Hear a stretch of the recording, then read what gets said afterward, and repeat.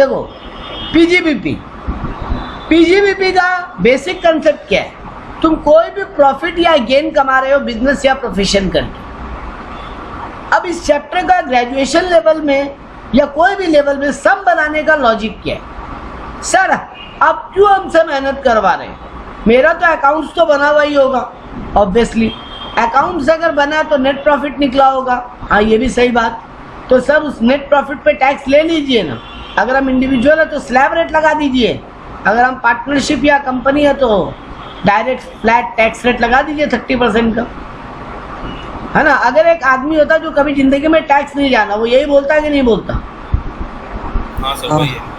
लेकिन जो आदमी टैक्स जानते हैं वो उसको ये बोलते ये पॉसिबल नहीं है। बोलता क्यों? बोला इनकम टैक्स में कुछ एक ऐसा नियम है जो हमारे अकाउंट्स में नहीं है, या कुछ एक कैलकुलेशन का तरीका है जो हमारे अकाउंट्स में नहीं है। अकाउंट्स में बहुत सारा ऐसा एक्सपेंडिचर है जो तुमको माइनस करना अलाउड किया गया, यानी एज एन एक्सपेंडिचर दिखाना अलाउ किया गया, लेकिन इनकम टैक्स में उनको डिसअलाउ किया गया। तो यानी सर जो हम अकाउंट्स के हिसाब से नेट प्रॉफिट निकालते हैं वो मेरा इनकम टैक्स में वैलिड नहीं होता? नहीं होता। तुमको as per income tax net profit निकालना पड़ता है। तो सर वो कैसे निकलता है? उसी का फॉर्मेट डिस्कस करेंगे।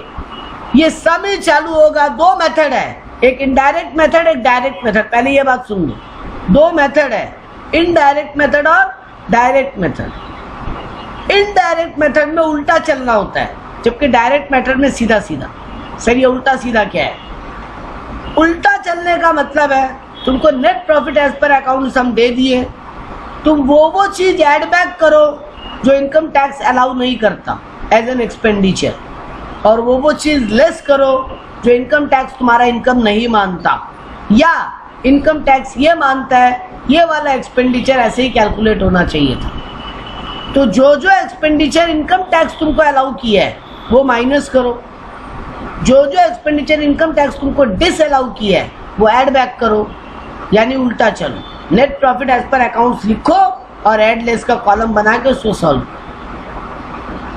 डायरेक्ट मेथड क्या होता और कौन फॉलो करता, और इनडायरेक्ट मेथड कौन फॉलो करेगा? Sir indirect method generally business वाले फॉलो करते हैं, जिनका बिजनेस है, ट्रेडिंग, मैन्युफैक्चरिंग, जिनका कोई गुड्स का लेन देन है, जिन लोगों का सर्विस ओरिएंटेड काम है, यानी प्रोफेशनल लोग हैं, चार्टर्ड अकाउंटेंट, लॉयर, डॉक्टर, इन लोगों का आर्किटेक्चर, इन लोगों का अकाउंट्स, इन लोगों का पीजीबीपी निकालने का तरीका डायरेक्ट मेथड होगा। सर डायरेक्ट मेथड में क्या होगा? सिंपल, जो तुम अपना बुक्स ऑफ अकाउंट्स उठा लो, उसमें तुम्हारा प्रोफेशन से रिलेटेड जो इनकम है उनको ऐड कर लो, और तुम्हारा मेन प्रोफेशन से रिलेटेड जो खर्चा है वो माइनस कर लो, तुम्हारा नेट प्रॉफिट एज पर पीजीबीपी आ जाएगा। यानी डायरेक्ट मेथड में सर जो मेरा मेन एक्टिविटी है उसका इनकम जोड़ लें और उसका एक्सपेंडिचर माइनस कर लें तो मेरा प्रॉफिट आ जाएगा, जिस पे हमको टैक्स देना पड़ेगा। इनडायरेक्ट मेथड में हमको net profit as per account से सम चालू करना पड़ेगा और उल्टा चलना है। जो एक्सपेंडिचर हम पीएल में दिखाए लेकिन इनकम टैक्स डिसअलाउ करता है उसको ऐड बैक करो, जो इनकम हम पीएल में दिखाए लेकिन इनकम टैक्स बोलता है वो तुम्हारा पीजीबीपी का इनकम नहीं है, उनको माइनस करो, और जो एक्सपेंडिचर इनकम टैक्स बोलता है तुम माइनस कर लो, उनको भी माइनस करो। तो ये बात क्लियर है सबको?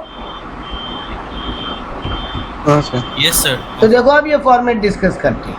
देखो सबसे पहले हम लिखा net profit as per accounts. अब ऐड बैक में क्या क्या लिखा? तुम्हारा अकाउंट के हिसाब से जो भी डिप्रिसिएशन कैलकुलेट हो उसको ऐड बैक कर लो। हम लोग लास्ट क्लास में सीखे थे डिप्रिसिएशन कैसे कैलकुलेट करते हैं, इस पर सेक्शन 32 है ना दिव्यम? लास्ट क्लास थे आप? Yes sir. वो डिप्रिसिएशन वाला ब्लॉक मेथड, यस। उस तरीके से डिप्रिसिएशन निकालना है। तो तुम जो अकाउंट्स वाला निकाला है उसको पूरा का पूरा ऐड बैक करो। तुम्हारे बुक्स ऑफ अकाउंट में जो डिप्री दिखाई दे रहा है उनको पूरा का पूरा ऐड बैक करो। दूसरा चीज प्रोविजन फॉर बैड डेब्ट ऐड बैक करो, क्योंकि प्रोविजन को इनकम टैक्स नहीं मानता।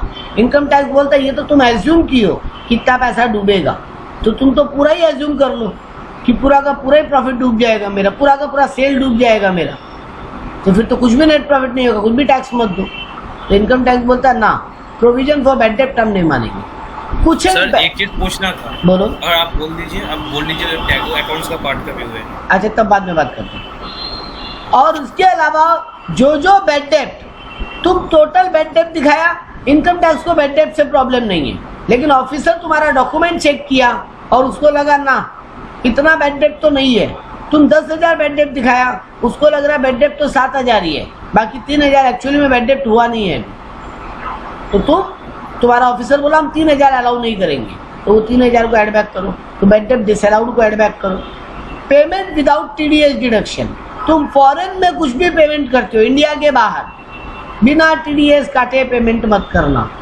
अगर बिना टीडीएस काटे पेमेंट करोगे तो पूरा का पूरा एक्सपेंडिचर डिसअलाउ हो जाएगा। तो मान लो अगर तुम ऐसा की हो तो पूरा का पूरा एड बैक करो। इनकम टैक्स, वेल्थ टैक्स, भैया इनकम टैक्स से तो कैलकुलेट करना सीख रहे हो, तो इनकम टैक्स को एज एन एक्सपेंडिचर कैसे माइनस कर सकते, और वेल्थ टैक्स भी माइनस करने नहीं देगा, ये भी एड बैक करो। Payment to relative excessive payment, अगर तुम्हारा कोई रिलेटिव है, तुम उससे कोई सामान खरीदे, कोई रॉ मटेरियल वगैरह, देना था बाजार में 10,000 अवेलेबल है उसका प्राइस, तुम उसको 12,000 देकर आ गए, क्योंकि तुम्हारा रिलेटिव था, तुमसे पट गया, तुम ज़्यादा का बिल बनवा लिए ताकि ज़्यादा खर्चा दिखाए तो नेट प्रॉफिट कम हो जाए। इनकम टैक्स बोला तुम ही चालू नहीं हो, हम तुमसे भी चालू हैं। तो भैया अगर तुम किसी भी रिलेटेड पर्सन को, रिलेटेड पार्टी को या तुम्हारे रिलेटिव को, या फिर जिसका तुम्हारे बिजनेस में सब्सटेंशियल इंटरेस्ट है, मतलब तुम्हारे कंपनी में शेयर होल्ड करके बैठा है, वो सब इंटरेस्ट है उसका कंपनी में, तो फिर वोटिंग राइट है उसके पास, और उसको तुम एक्सेस पेमेंट की हो, तो जितना एक्सेस पेमेंट है मार्केट वैल्यू से ज़्यादा, पूरा का पूरा एड बैक करो। सब एक्सपेंसेस नॉट एक्चुअली पेड, हम यहाँ स्टार लगाए हैं। कुछ एक एक्सपेंडिचर ऐसा है जो पेमेंट करोगे तभी माइनस करने मिलेगा, अगर अभी पेड नहीं है, ड्यू है, देखो अकाउंट तो एक्रूअल बेसिस पे बनता है ना। हाँ सर। एक्रूअल बेसिस का मतलब क्या होता है, आउटस्टैंडिंग है, ड्यू है, तो भी आउटस्टैंडिंग है, ड्यू है, तभी भी एक्सपेंडिचर में दिखा देते हो। हाँ। इनकम टैक्स भी बोला हमको कोई दिक्कत नहीं है, तुम रेंट आउटस्टैंडिंग, सैलरी आउटस्टैंडिंग को दिखा दो, कोई दिक्कत नहीं, हम नहीं करेंगे इसके पीछे कुछ। लेकिन कुछ एक ऐसा एक्सपेंडिचर है जो हम तभी अलाउ करेंगे जब एक्चुअली पेड हुआ है। सर वो कौन कौन सा एक्सपेंडिचर है, देखो लिस्ट दिखाते हैं, स्टार मारा हुआ है। टैक्स ड्यूटी, कोई भी टाइप का सेस या fee, EPF employee provident fund का पेमेंट, बोनस या commission, interest on loan, employee का हेल्थ इंश्योरेंस प्रीमियम, ये सब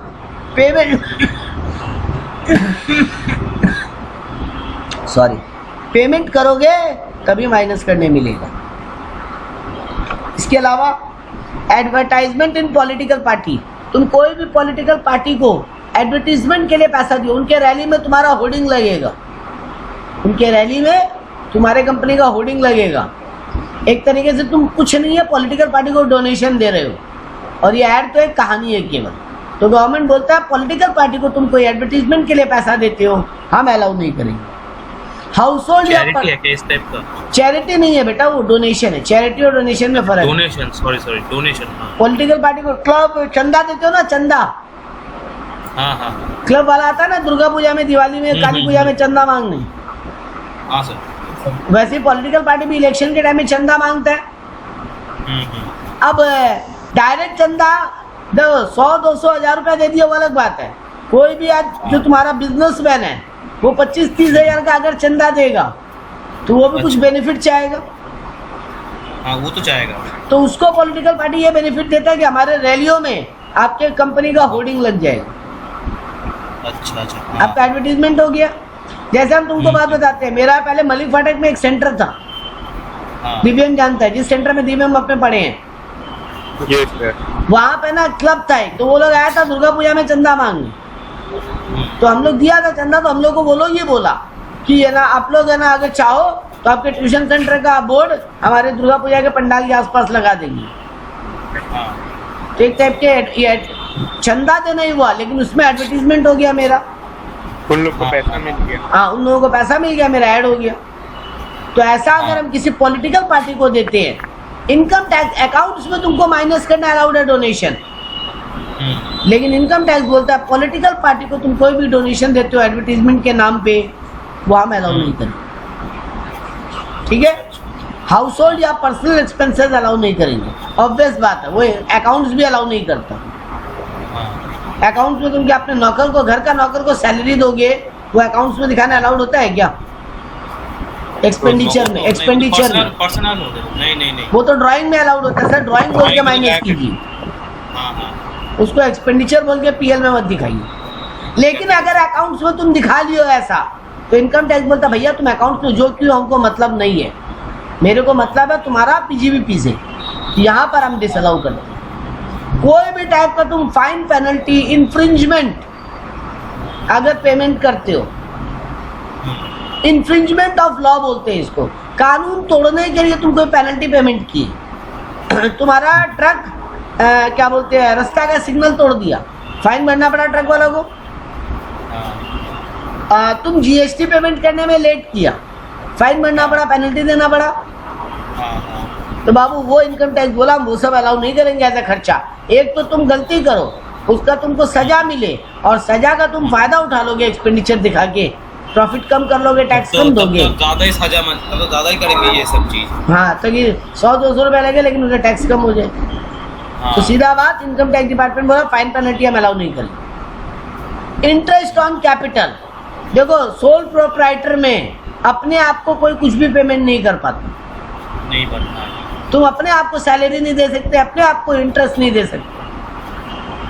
तो अगर सोल प्रोप्राइटर बिजनेस है और अपने आप को ओनर इंटरेस्ट दिया है कैपिटल पे, अलाउड नहीं होगा, उसको ऐड बैक करो। अर्निंग फ्रॉम हिमसेल्फ, तुम खुद से कुछ कमा लिया, या लॉस फ्रॉम हिमसेल्फ, ये सब अलाउड नहीं है। खुद को 10,000 का सामान 12,000 में बेच लिया,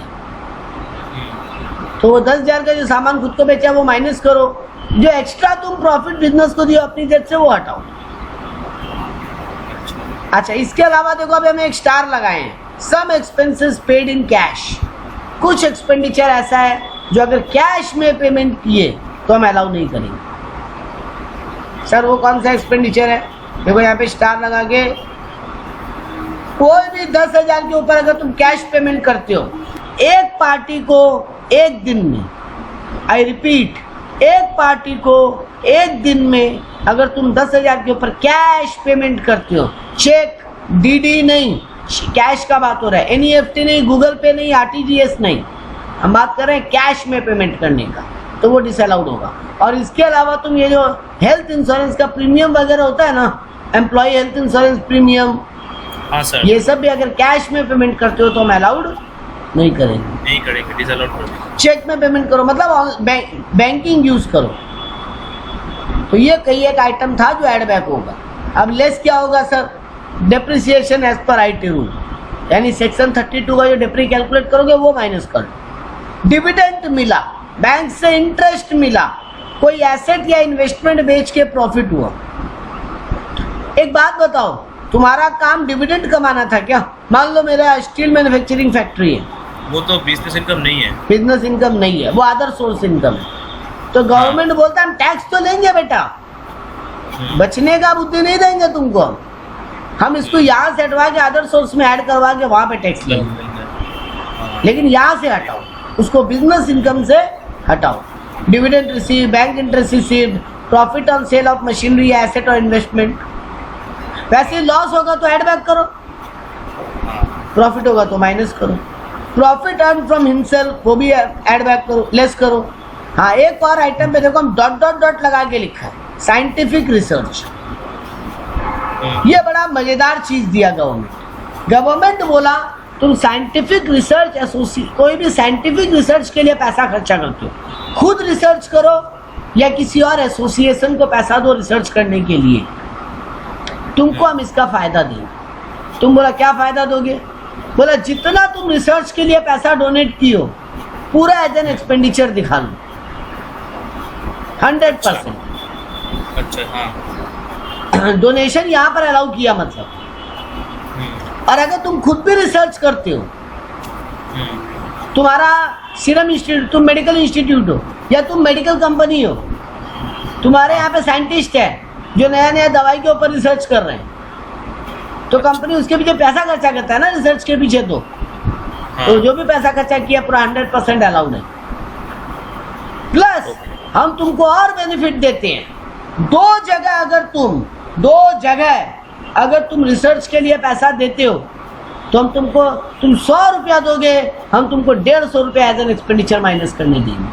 मतलब 150% तुमको एक्सपेंडिचर का छूट देंगे हम। सर कहाँ डोनेट करने पे?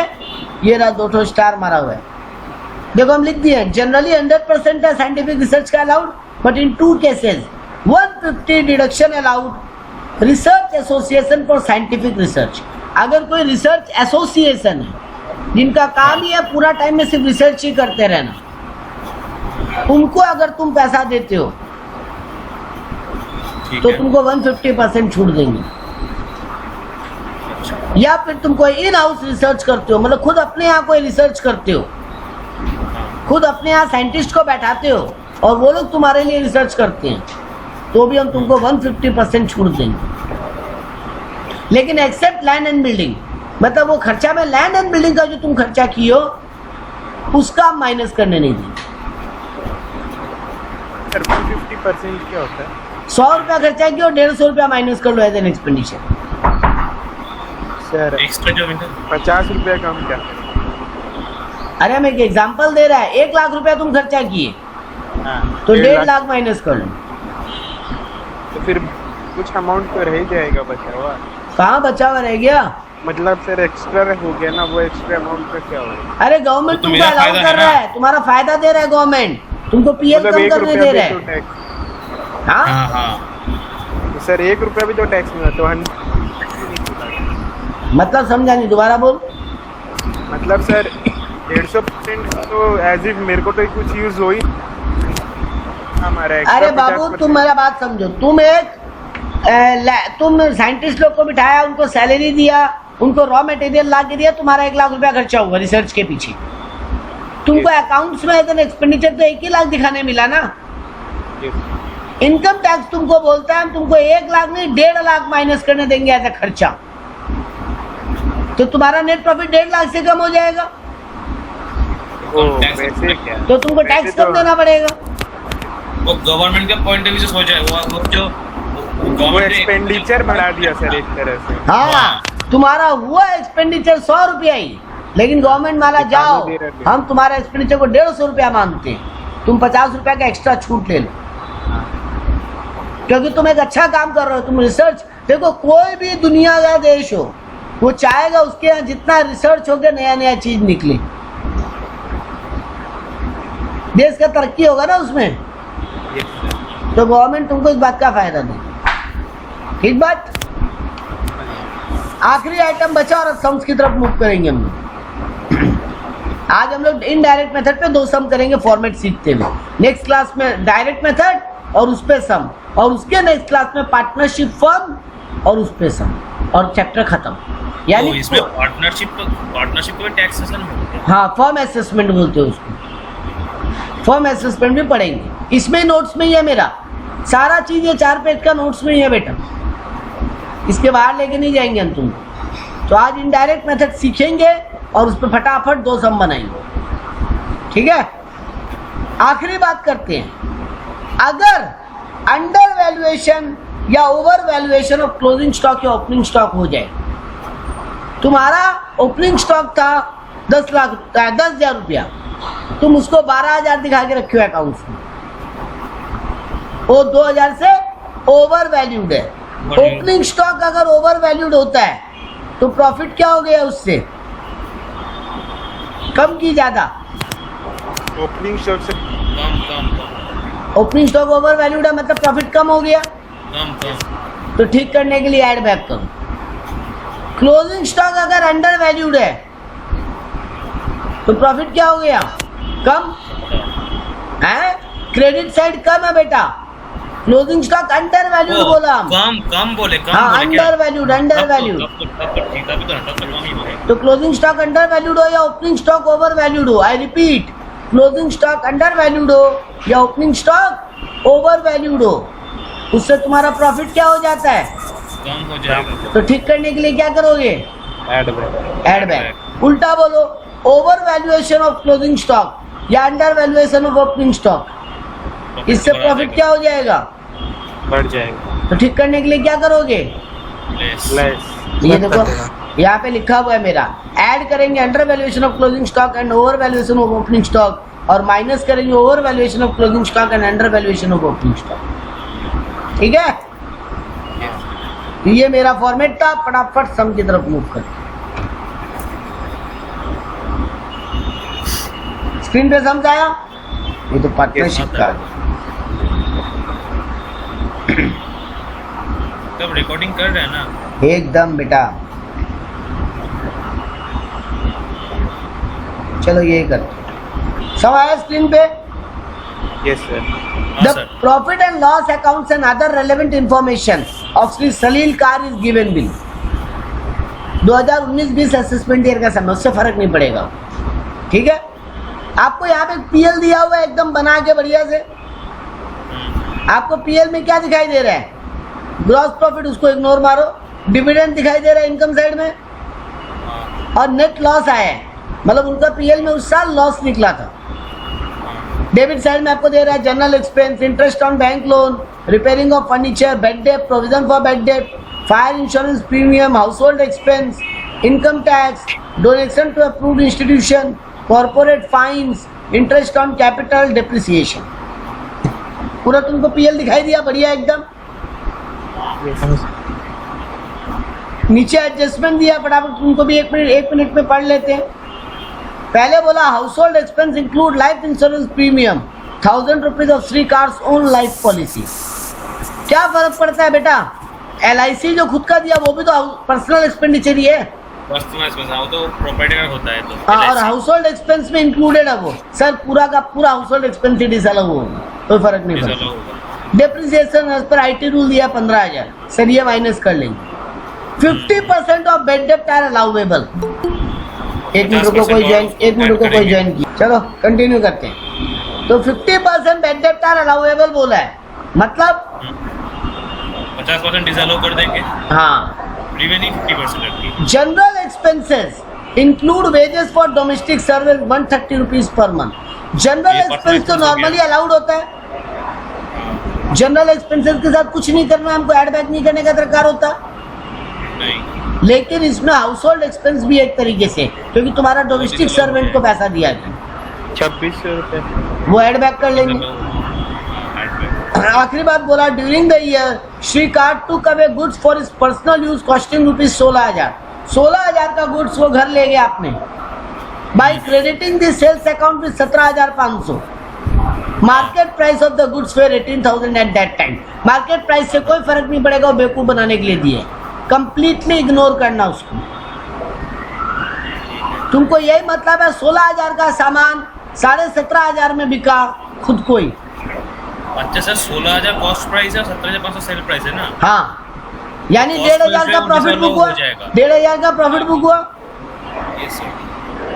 1,500 से कम करेंगे। तुम्हारे पास दो तरीका है, या तो 1,500 का इफेक्ट दिखा दो, या 16,000 का पूरा कॉस्टिंग जो कॉस्ट से प्रॉफिट क्या होता है कम होता है, तो उसको ठीक करने के लिए ऐड बैक करो। और सेल से प्रॉफिट क्या होता है?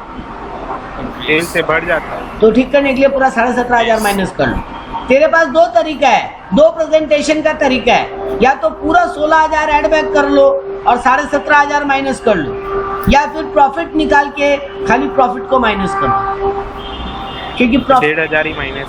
नहीं, देखो एक बात बता देते हैं, एग्जाम में क्या होता है ना, अगर यहाँ लॉस होता तो लॉस को ऐड बैक करना होता। अगर 16,000 गुड्स का कॉस्टिंग वो अपने आप को 15,000 में बेचा होता तो 1,000 रुपए का लॉस बुक हुआ, तो लॉस ऐड बैक करो। तो यहाँ पर दिमाग लगाना पड़ता, लॉस हुआ कि प्रॉफिट हुआ। अगर एग्जाम में उतना दिमाग लगाने का मन नहीं है, सीधा सीधी पूरा का पूरा कॉस्ट ऐड बैक कर दो, पूरा का पूरा सेल माइनस कर दो, नेट इफेक्ट अपने आप ले लेना। तो आपका मन है, आप एक्स्ट्रा स्मार्ट हो, आप प्रॉफिट लॉस निकालो, प्रॉफिट है तो लेस करो, लॉस है तो ऐड बैक करो। और अगर आपको उतना एक्स्ट्रा दिमाग नहीं लगाना है एग्जाम रूम में, आप पूरा का पूरा कॉस्ट ऐड बैक कर दो, पूरा का पूरा सेल माइनस कर दो, नेट इफेक्ट अपनी आप ले ले। एडजस्टमेंट नंबर 5 में हाँ, वो वाला नहीं करेंगे ना, वो ज्यादा वाला सेल प्राइस और मार्केट नहीं नहीं, जब माल बिक गया तब मार्केट प्राइस से कोई कंपैरिजन नहीं होता। बाजार में दाम कुछ भी हो सकता है भाई। कोई 20,000 में भी बेच रहा हो। हाँ, कोई 20,000 में बेच रहा होगा, हम क्या करें। हम तो, हाँ हमारे लिए तो वो है 17,500। एग्जैक्टली ठीक है। हाँ सर। चलो समझ करे फटाफट। देखो ये आदमी इतना चालू था, ये अपना नेट लॉस दिखा के बैठा है बिजनेस में। Yes sir. अगर खाली बिजनेस का प्रॉफिट मान के चलते हैं पवित्रों सिर्फ तो एक चीज सोचो, इसको टैक्स देना पड़ता कि नहीं है? लॉ अगर अकाउंट्स वाला Net प्रॉफिट loss मानते, प्रॉफिट होगा तो अच्छा, लॉस होगा भाई यहाँ पर क्या है स्क्रीन में वो देख के बोलो। लॉस नहीं लॉस होगा तो कैसे देंगे। लेकिन देखना जब इसका फाइनली पीजीपीपी के हिसाब से तुम करेगा ना कहानी, देखना इस बंदे का घूम के नेट प्रॉफिट निकल के आए।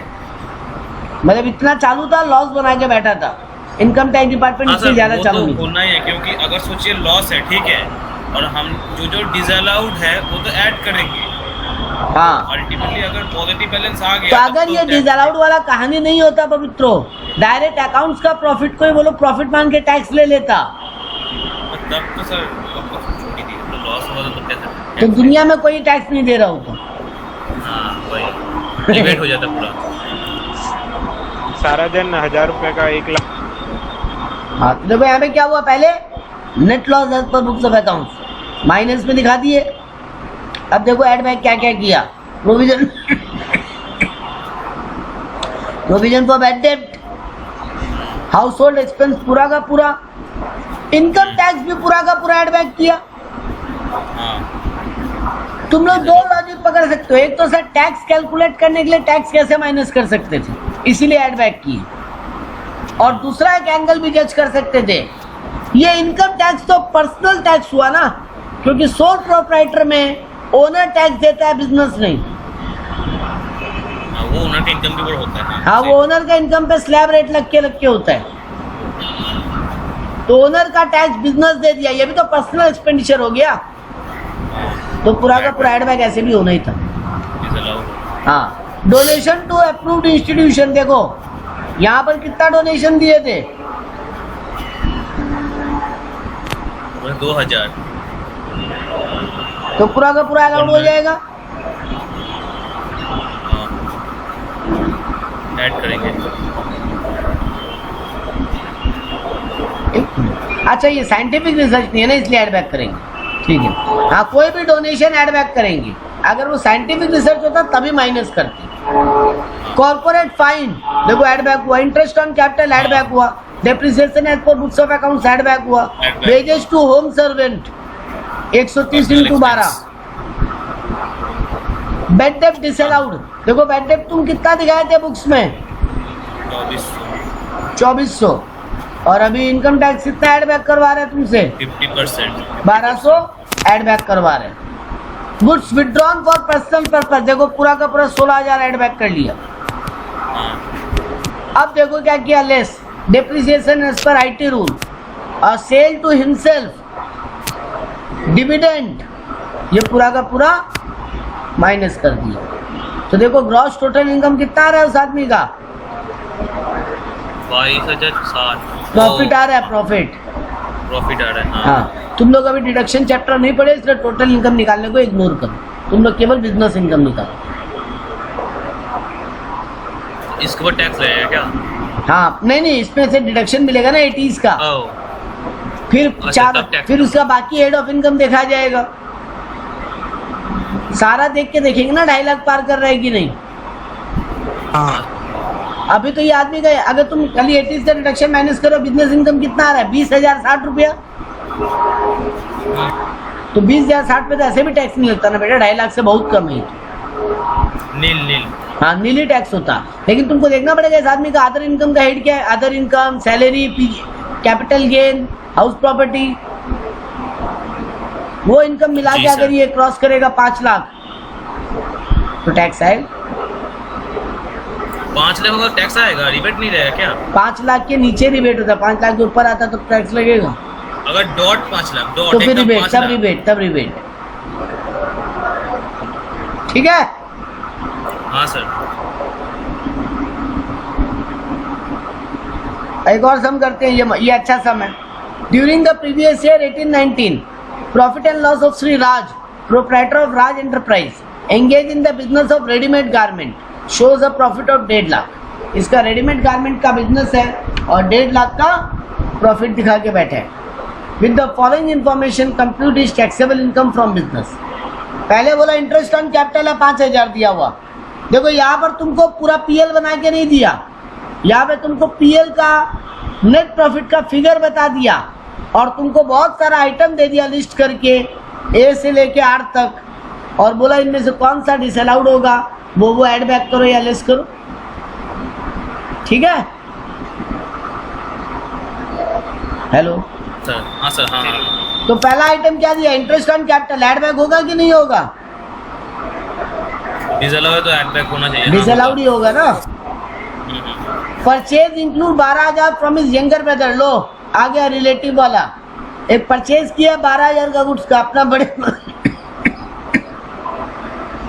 अपने यंगर ब्रदर से। अच्छा। However the market value of the goods was 9,000। बाजार में जाता खरीदने 9,000 में मिल जाता, अपने बड़े भाई अपने छोटे भाई से 12,000 में खरीद लिया। खर्चा बढ़ा है तो डिसअलाउ होगा। एक्सेस एक्सपेंडिचर डिसअलाउ होगा, 3,000 डिसअलाउ होगा, है ना। तो देख लो यहाँ पे एक एक आइटम भी चेक करते जाओ साथ में। Interest on capital add back हुआ 5,000, payment to relative 3,000 add back हुआ। अगला आइटम पढ़ते हैं, interest paid outside India 1 lakh without deducting tax at source. मतलब बिना टीडीएस काटे इंडिया के बाहर 1 लाख रुपया का इंटरेस्ट पेमेंट कर दिया। पूरा ही तो ऐड बैक होगा। पूरा ऐड बैक होगा सर, टीडीएस काटना था इसको। देखो पूरा का पूरा 1 लाख ऐड बैक हुआ। Next item, penalty paid to government for non filing of GST return 5,000 रुपया। जीएसटी का रिटर्न फाइल नहीं किया था इसलिए गवर्नमेंट को 5,000 का फाइन पेनल्टी देना पड़ा। ऐड बैक होगा, डिसअलाउड है। डिसअलाउड ऐड बैक होगा। ये देख लो 5,000 जीएसटी ऐड बैक हो। Next item, bad debt ₹1 lakh money has been advance for purchase of building. बहुत ही अच्छा आइटम है, अच्छे से समझ के आंसर करना और इसके पीछे का अकाउंटिंग रीजन सोचना। किस चीज का बेड डेट हुआ है वो देखना, हम हिंट दे देते हैं। चलो किस चीज का बेड डेट हुआ है? गुड्स का नहीं, एसेट का। हाँ, अकाउंट्स में बेटा बेड डेट अगर गुड्स का हो तभी उसको एक्सपेंडिचर मानते हैं। एसेट का बेड डेट तुम्हारा एक्सपेंडिचर नहीं हो सकता, वो कैपिटल लॉस होता है। ओह हाँ, ठीक है। तो ये बेड डेट हम एक आदमी को पेमेंट किए थे 1 लाख रुपया बिल्डिंग बनाने के लिए, लेकिन वो बिल्डिंग भी नहीं बना और वो पैसा मार के भाग गए। ये बेड डेट अलाउड नहीं होगा क्योंकि ये नॉर्मल गुड्स का बेड डेट नहीं है। तो देखो यहाँ पर बेड डेट पूरा का पूरा 1 लाख ऐड बैक किया। इसका देखो रीजन भी दिया होगा ये 6 नंबर पॉइंट में। Bad debt is allowed only when such debt has been taken in account for income of the previous year. Such debt is respect of purchase of building which is not considered as income of any previous year. Bad debt तो income का bad debt होता है ना, income नहीं मिला, creditor नहीं दिया। हाँ नहीं, डेटर नहीं दिया। डेटर तो डेटर नहीं दिया। डेटर कौन होता है? जिसको सामान बेचे, जो सेल किए। हाँ, उधार में सामान। यानी प्रॉफिट होना था, वहां से पैसा डूबा। ये बिल्डिंग बनने से कोई प्रॉफिट होने वाला था क्या? नहीं। तो एसेट का बेड डेट में कोई प्रॉफिट नहीं होने वाला था। बेड डेट तब होता है जब कहीं से कमाई आना था और वो नहीं आएगा। ये बेड डेट नहीं है, ये तुम्हारा पैसा मार के भागा। इसको बेड डेट बोलते ही नहीं। ठीक है ना।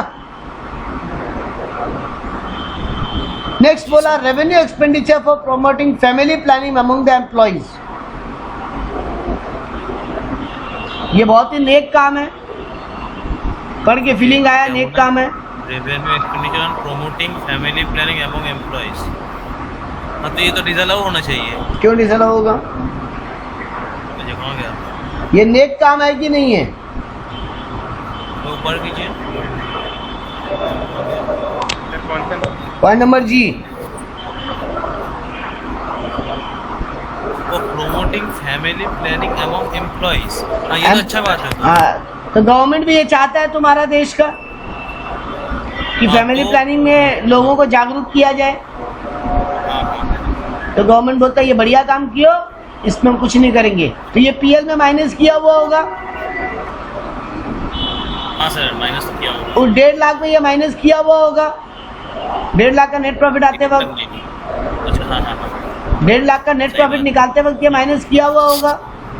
हाँ हाँ, तो अब इसको कुछ नहीं करने का दरकार है। कुछ नहीं होगा। हाँ, इसको माइनस करना अलाउ करेगा गवर्नमेंट। ये अच्छा काम है, नेक काम है। नोट्स में इन बातों को लिखना चाहिए। तो जो हम पीडीएफ दिए हैं उसको अपने कॉपी में नोट डाउन करोगे, तब इन सब में ये जो एक्स्ट्रा बातें आई कि ये जो बैड डेप्ट होता है परचेज ऑफ बिल्डिंग का, ये हम भी लिख देगा, नया पीडीएफ बना देगा कि ये बैड डेप्ट होता ही नहीं है। फैमिली प्लानिंग का एक्सपेंडिचर अच्छा बात है, ये माइनस करने अलाउ किया गया।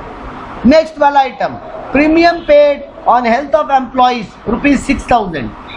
नॉर्मल खर्चा लग रहा है एकदम, यस सर। लेकिन लास्ट वर्ड देखो साथ में क्या लिख दिया, पेमेंट इन कैश। हम बोले थे ना एम्प्लॉय का हेल्थ इंश्योरेंस का पैसा कैश में देने से नहीं चलेगी। चेक दो, डीडी दो, एनईएफटी आरटीजीएस करो, गूगल पे करो, पेटीएम करो,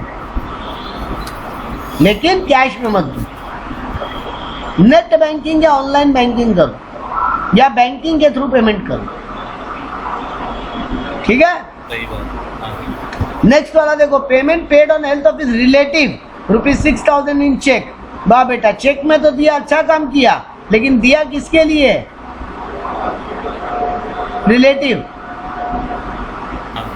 तो ये बिजनेस एक्सपेंडिचर होगा क्या? नहीं, तो जी और आई दोनों एड बैक, एच और आई दोनों एड बैक होगा। हाँ सर। तो ये देख लो, payment on health of employee in cash add back किया, payment on health of relative to cheque. उल्टा रिलेटिव का कैश में दे देता और एम्प्लॉय का चेक में दे देता तो फायदा होता। एम्प्लॉय वाला तो मिल जाता कम से कम, है ना। मिल जाता। हाँ सर। नेक्स्ट दोनों आइटम बढ़ते हैं, चलो। Employee contribution to RPF ₹10,000, half of the amount paid after due date as per relevant act. Employee का पीएफ अकाउंट में कंट्रीब्यूशन दिया है तुम ₹10,000 का, लेकिन आधा अमाउंट ड्यू डेट के बाद दिया है, यानी लेट पेमेंट।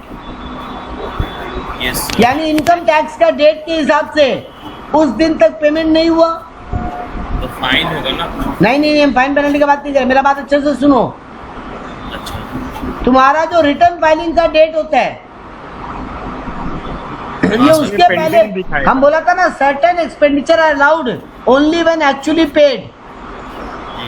तो ये एक्चुअली पेड हुआ है क्या ड्यू डेट के पहले पूरा?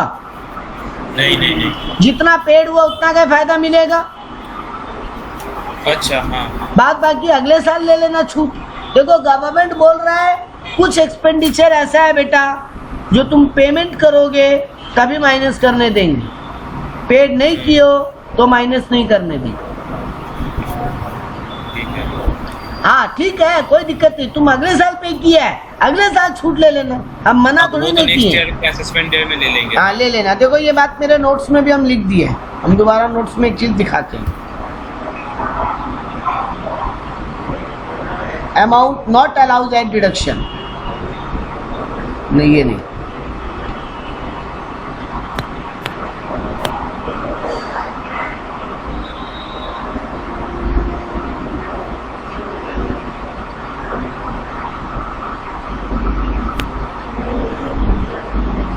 ये रहा, tax, duty, cess, fee, EPF payment यानी employee provident fund payment, bonus या commission, interest on loan, employee health insurance premium, ये सब पेमेंट पे छूट मिलेगा। जब पे करोगे तभी छूट मिलेगा, नहीं तो नहीं मिलेगा। ठीक है। तो यहाँ पर तुम जो आधा पेमेंट तो टाइमली कर दिए थे तो आधा का छूट तो ले लो, बाकी आधा टाइमली पेमेंट नहीं किए उसका छूट नहीं मिलेगा। मिलेगा अगले साल ले लेना ना, इस साल नहीं मिली तो देखो 5,000 को ऐड बैक किया हो, ये रहा एम्प्लॉय कंट्रीब्यूशन को आरपीएफ 5,000 ऐड बैक किया, ठीक है। Next item, interest on loan from state bank ₹10,000। तुम स्टेट बैंक से लोन लिया था बिजनेस के लिए, 10,000 का ब्याज चुका है, 5,000 is not paid till due date of filing of the return. ये भी तो अभी पड़े इस लिस्ट में, इंटरेस्ट भी तो था जो कैश पेमेंट के बेसिस पे मिलेगा। तो 5,000 का अलाउ मिलेगा, 5,000 का डिसअलाउ होगा, तो वो 5,000 ऐड बैक करेंगे। अगला और आइटम और मजेदार है, interest on late refund from income tax department. तुमको 500 रुपये डिपार्टमेंट दिया है इंटरेस्ट बोल के, क्योंकि वो तुम्हारा टैक्स का पैसा लेट दिया था, रिफंड आना था, रिफंड टैक्स डिपार्टमेंट से, हाँ टैक्स डिपार्टमेंट से टैक्स रिफंड आना था, वो आने में लेट हुआ तो इनकम टैक्स डिपार्टमेंट तुमको उस पर इंटरेस्ट दिया है, तो ये इंटरेस्ट क्या होगा, लेस होगा। क्यों? क्योंकि उसको इनकम अदर सोर्स में इनकम मानेंगे, पीजीबीपी में नहीं मानेंगे, ठीक है ना,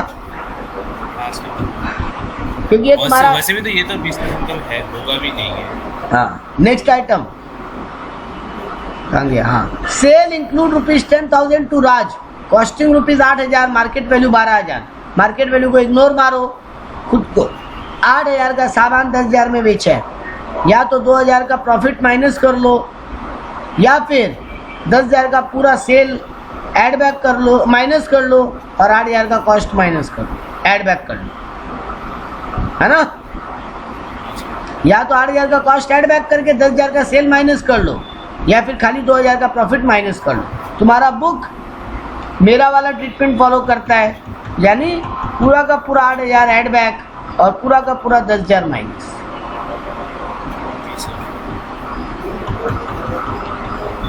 फटाफट 2-3 आइटम और बचा है, कंप्लीट करते हैं। आइए मस्त आइटम है, रिकवरी ऑफ बेड डेप्ट ₹10,000, आउट ऑफ विच, ये सुनना अच्छे से, 13-14 में तुम्हारा कोई बेड डेप्ट हुआ था जो तुम एज ए बेड डेप्ट डिपार्टमेंट से क्लेम किया था, ये मेरा बेड डेप्ट है। 13-14 में तुमको उस समय 8,000 का ये एक्सपेंडिचर अलाउ किया गया था, मतलब डिपार्टमेंट तुम्हारा कितना बेड डेप्ट माना था उस समय, 8,000 बेड डेप्ट माना था, यानी उस समय तुमको 8,000 का बेड डेप्ट माइनस करना अलाउ किया होगा। अब जाके तुम्हारा वो बेड डेप्ट रिकवरी हुआ और 8,000 नहीं, पूरा 10,000 रिकवरी हुआ। अब तुम क्या करोगे इसका, सोच के अच्छे से। एक्स्ट्रा 2,000 रिकवरी हुआ ना, मतलब 8,000 का 8,000 पर रिकवरी हुआ। ये तो देखो उस साल, वो पहले 8,000 का बात करते हैं, चलो उस साल तुमको 8,000 का बेड डेप्ट माइनस करने दिया था डिपार्टमेंट, तो उस साल तो तुम्हारा एक्सपेंडिचर माना गया था, तो प्रॉफिट कम हो गया था उस साल। तो इस साल अब तुम्हारा ये प्रॉफिट दोबारा हो गया 8,000 का, तो ऐड बैक करो पूरा ऐड बैक करना होगा, और पूरा ऐड बैक करके टैक्स दो, और बाकी बचा 2,000 का जो बेड डेप्ट है, वो तो बाबू उस साल डिपार्टमेंट अलाउ ही नहीं किया था, मतलब उस साल हम टैक्स दे चुके थे उस पे इनकम मान के। हाँ सर, तो अब दोबारा टैक्स क्यों दिया, अब भूल जाओ 2,000। वो 2,000 कुछ नहीं होगा, हाँ वो 2,000 कुछ नहीं होगा, सिर्फ 8,000 ऐड बैक होगा, 8,000 ऐड बैक होगा, 8,000 ऐड बैक होगा, ठीक है। हाँ सर।